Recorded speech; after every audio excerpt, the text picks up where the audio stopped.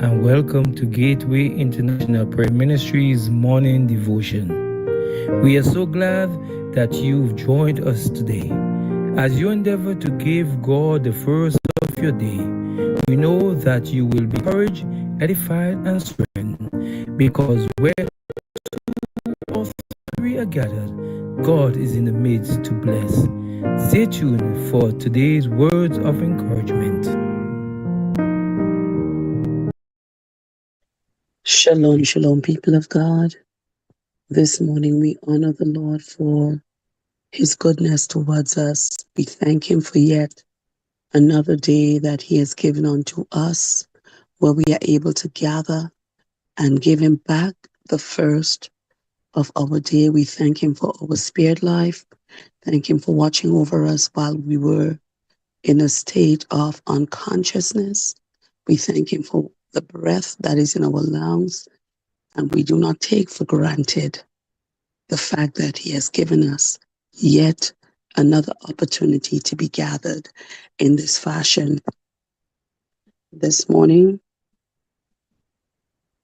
I am tasked with bringing you the word of encouragement, and our theme is taken from Psalms 30 and the verse 11.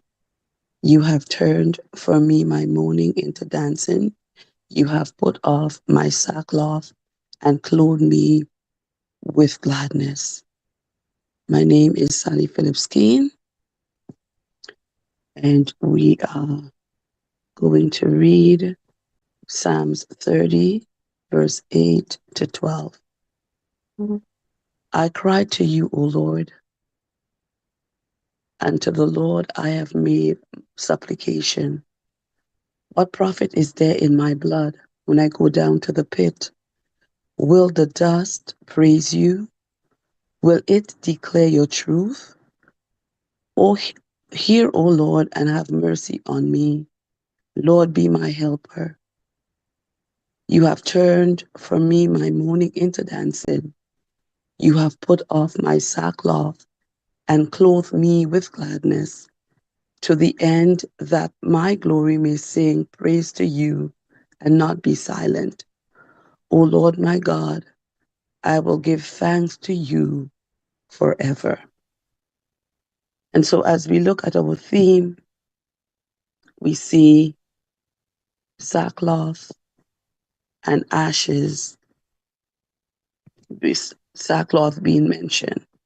And so we know that in scripture, and yesterday our sister Angela mentioned the story of Job, and in scripture, sackcloth and ashes is synonymous with fasting in difficult seasons of one's life. Whenever people went through difficulties, whatever it was that they were facing, the first thing they did was to go down in sackcloth and ashes and began to seek God for mercy, began to seek God for His intervention, began to seek God for deliverance. And one of the things that I've learned as I study scripture and as I experience God in my own life is that He desires for us to seek Him with all our hearts so that He can reveal Himself to us. And the truth is, when all seems well, the way we seek is different.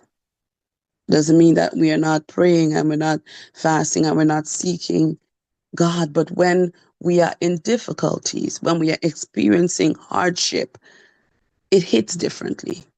The way we cry out, our dedication, and the way we constantly go before Him is different than when everything is going, quote unquote, well, right? And so here we see David giving us a formula as to how we should go through our difficult times. We ought to seek Him. We ought to make supplication unto Him. We have to petition His throne